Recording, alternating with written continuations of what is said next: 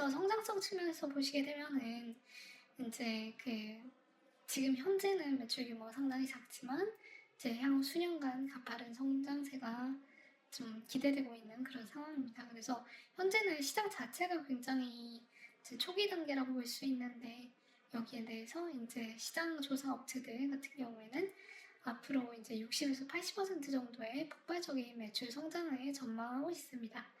그래서 회사도 여기에 대비해서 이제 연간 생산 능력을 70배에서 300배 정도로 4배 확대하는 증서율 투자를 진행하고 있는 그런 상황입니다. 그리고 이제 25년 1월에는 이제 톱티어 제약사하고 어떤 공동 개발 계약을 체결해가지고 이제 26년 하반기까지 새로운 분석 기법을 개발하고 있습니다. 그래서 이제 보시게 되면은 계속해서 이제 토목큐브 장비를 도입하는 그런 회사들, 그다음에 연구기관, 병원 같은 곳들이 많이 늘어나고 있는 그런 상황이고요. 여기에 따라서 레퍼런스가 증가하게 되면은 결국 이제 다른 제약사나 연구소 도입 결정에 중요한 역할을 하게 될 것으로 보여집니다. 그래서 이제 이런 트렌드를 이끌어가는 게 결국에는 동물 실험 의무 폐지 메가 트렌드라고 볼 수 있습니다. 그래서 미국에서 이제 동물 실험 의무 폐지 관련돼 가지고 FDA가 모더니제이션 액트 2.0 법안 통과로 이제 동물 실험 요구 조항을 삭제했고 22년 말에요. 그다음에 25년에는 앞으로 이제 동물 실험 자체를 예외적인 경우로 만들겠다라는 계획을 발표했습니다. 그리고 미국 외국가에서도 유럽 같은 경우에는 아주 오래전부터 이제 동물 실험을 이제 금지하는 그런 추세였고, 그다음에 앞으로 이제 동물 실험 자체를 단계적으로 폐지하는 이제 요구를 했고, 그다음에 26년 1분기까지는 이제 동물 실험 폐지를 위한 로드맵을 마련하겠다고 공식 확인했습니다. 그리고 중국 같은 이제 저희가 보기에는 좀 후진국에서도 이제 화장품 분야에서는 동물 실험 이제 면제를 허용하는 상당히 완화된 그런 조치를 내놓고 있습니다.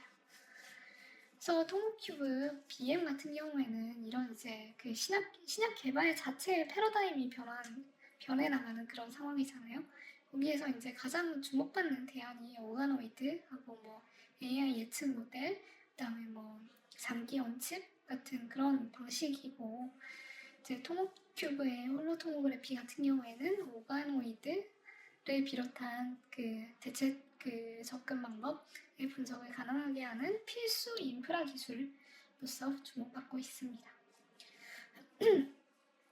그래서 이제 실제로 머크 같은 경우에는 22년 말에 이제 오가노이드 기업을 이제 인수해가지고 R&D 투자를 활발하게 하고 있고, 로슈도 23년에 IHB라는 오가노이드 연구소를 설립했습니다.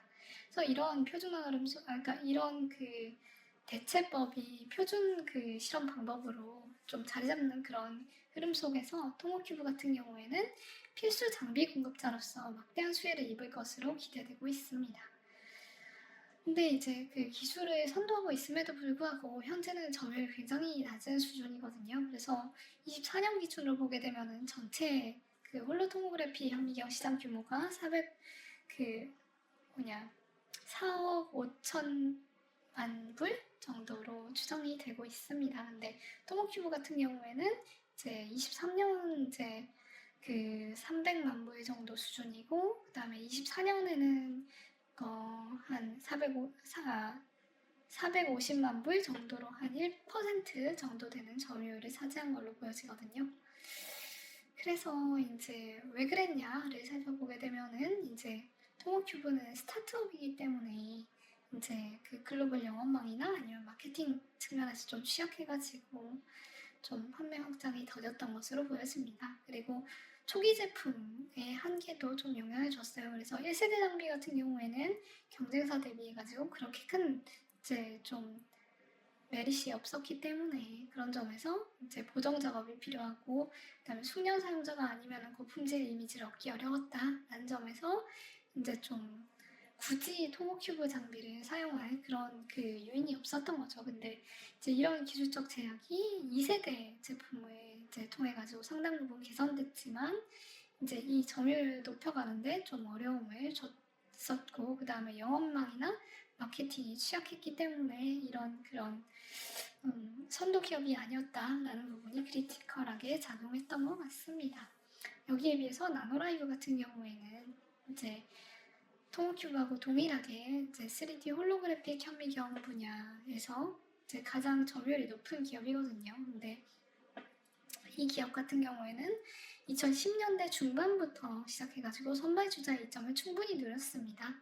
그래서 이제 나노라이브 같은 경우에는 공격적인 글로벌 마케팅하고 영업망 구축을 통해서 시장을 개척했고, 그 다음에 이미 고객을 다수 확보하고 있습니다. 그래서 이제 암젠과 같은 글로벌 제약사가 이제 나노라이브 장비를 활용해가지고 이제 논문도 발표하고, 그래서 인지도가 많이 높아져 있는 그런 상황입니다.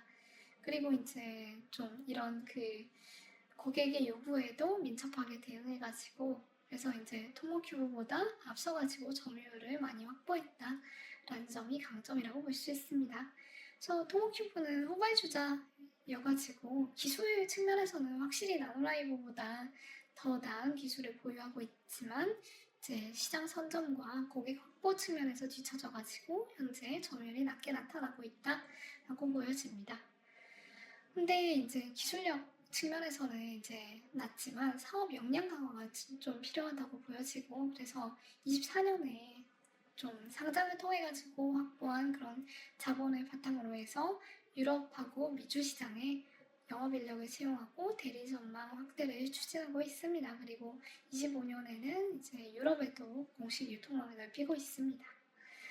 그리고 고객사 레퍼런스도 확대하려고 많이 노력하고 있고요. 지금은 200편 안팎으로 이제 1000편이 넘어가는, 그러니까 몇천 편에 달하는 그런 나노라이브 대비해가지고 조금 부족한 편인데, 여기에 있어서 이제 학계나 산업계 어떤 핵심 연구자들하고 협업해가지고 성공 사례나 논문 발표를 늘려나가고 있는 그런 상황입니다.